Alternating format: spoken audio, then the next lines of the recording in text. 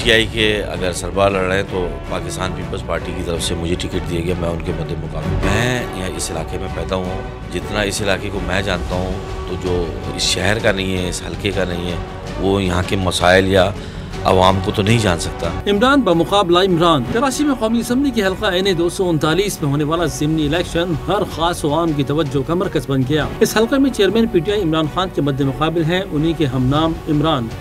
Hyderabadi Peoples party کے امیدوار، جن کا دعویٰ ہے کہ وہ اسی حلقے میں پلے بڑے، اس لیے علاقے کا دکھ درد بھی جانتے ہیں۔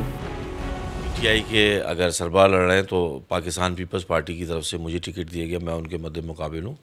اور میں یہاں اس علاقے میں پیدا ہوں، جتنا اس علاقے کو میں جانتا ہوں تو جو اس شہر کا نہیں ہے، اس حلقے کا نہیں ہے، وہ یہاں کے مسائل یا عوام کو تو نہیں جان سکتا۔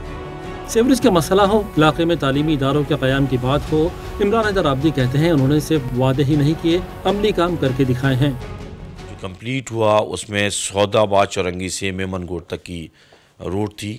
اور اب جو ہے وہ ملیر کالا بورڈ سے لے کر سعود آباد چورنگی تک باہر آپ جا کے دیکھیں کام ہو رہا ہے۔ اس سے پہلے سیوریج کا انفراسٹرکچر صحیح کیا، تمام لائنز کو ڈالا، تو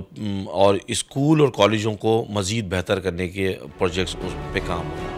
علاقہ مکین کہتے ہیں کہ عمران خان ملک کا بڑا نام ہے، شوکت خانم کینسر اسپتال سے لے کر نمل یونیورسٹی تک ان کی قوم کے لیے بڑی خدمات ہیں، لیکن عمران حیدرآبادی نے بھی اپنے علاقے کے لیے کچھ کم کام نہیں کیے، اس لیے ووٹرز انہیں ووٹ دیتے وقت بھلا نہیں سکیں گے۔